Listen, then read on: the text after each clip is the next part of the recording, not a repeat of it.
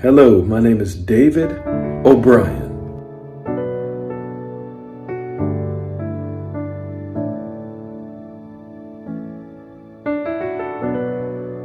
And I'm here for your success in the areas of purity.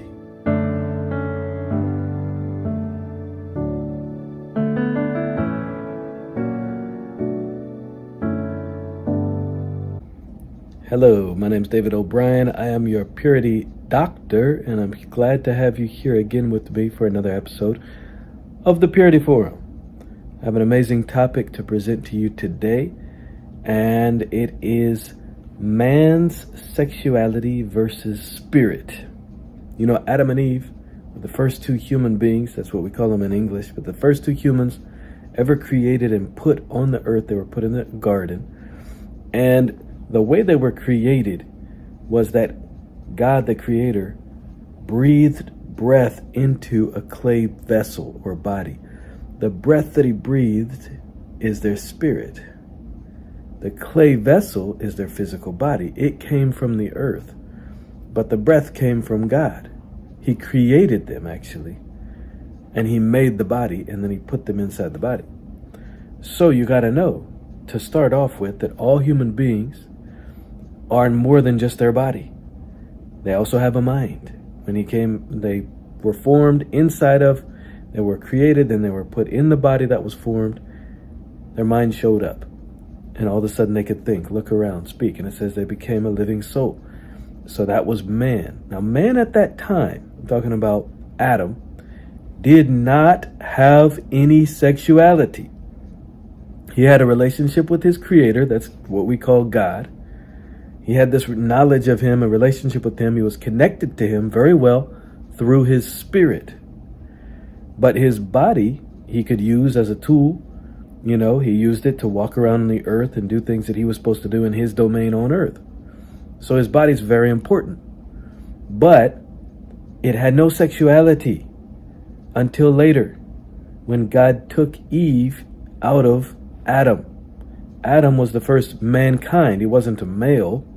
He was unisex, or no sex, but he was created in the image of God, in the likeness of God, well, image of God specifically, and God took part of him out of his body, and that was his side, and then formed Eve out of that. Now, when it says that God breathed into Adam, the Bible usually in English says the breath of life. Sometimes you got to look up the original languages on these things, because actually what it really said is the breath of lives, more than one. What were the lives that God breathed into that first man? Remember, not male, but mankind, the first being.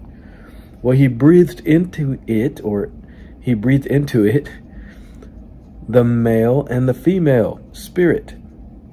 And when He took Eve from Adam, the spirit came with his side. He took the side of Adam out. So my point being is that this is humanity, are first of all a spirit. And they were given a body, but the body didn't have any sex. And the body did not dominate the spirit anyhow. But that spirit was the life, and it pulsed with life because it was connected with God. So when God breathed, when God spoke, when God did things, the spirit could pick up on it, and Adam and Eve knew God. So when Eve was created too, she had a relationship with God before she met Adam. So her body also, at that time when God created Eve and created Adam, they were sexual beings now. Adam being a male, Eve being female, sexual beings. And inside of them, again, was that same spirit. The spirit didn't change when they went from asexual to sexual. The spirit was the same, didn't move, didn't change. And it was, again, their guiding force. It was the power, the life inside of the body. And their mind is a tool for the earth and for just recording information. So now, when Adam met Eve, they met. That's the beginning of first marriage, then sexuality. And the sexuality was awesome. It's exquisite. I mean, God created it. He knows what He's doing. If you look scientifically at it, the way that it all works, it's amazing. But what you want to understand and what you need to know, again, I'm going to say it one more time, is that man was created, first of all, without a sex. He wasn't male or female, and without sexuality. But he was still a man. He was still mankind. He was made in the image of God, and he was breathed the breath into that being. That breath made him alive. And it had nothing to do with sexuality.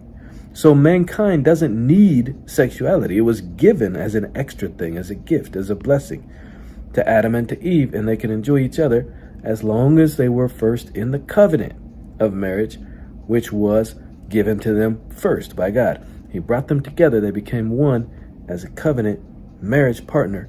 And then, because that was protected within that, then they became one physically. That's what we call sexuality. Sexuality. But I want to talk to you today about sexuality versus the spirit. Because the spirit, again, didn't need it, didn't have it, and that's the source, the real source of life. Now, when Adam and Eve disobeyed God, and they both did for different reasons. Someday I'll teach you about that, most likely, because I must. Because Adam didn't leave God. He didn't disobey God for the fruit. He wasn't deceived like Eve was. Eve was deceived by the serpent, and she ate the forbidden fruit. And because she didn't believe God, didn't trust God, but trusted the wrong voice, which was a lying serpent of the devil, really. I mean, it was an impersonation, this evil spirit. When she did that, just as God said would happen if she did disobey, and if she did disbelieve, her spirit died. Now, what does that mean?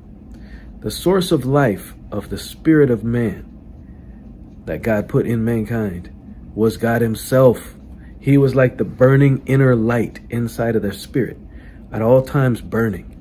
And they could see things, they could know things, they could travel here or there, they could do things by their spirit, because they had that life inside of them, which was God himself.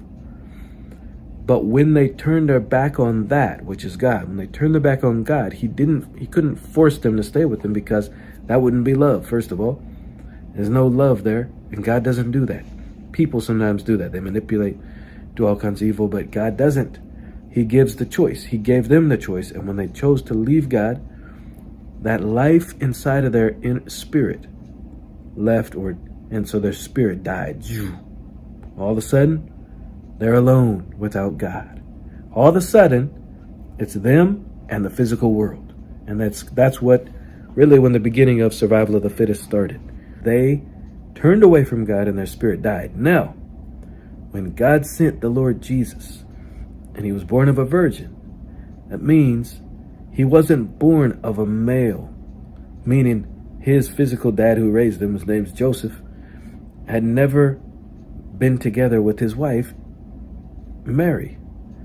And they were engaged, but they weren't married yet. And they never came together until the baby was born. And Mary didn't have any sexual union or relation, whatever, with anybody. But she had a baby. That's the Lord Jesus. He was a miracle baby.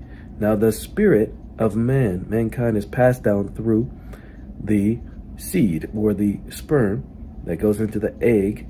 The egg is provided by the mother. The seed is provided by the father. So you get your spirit from your father. The humans do, I should say. The point being is that when God gave Jesus to the world, he didn't have a spirit that came from a human.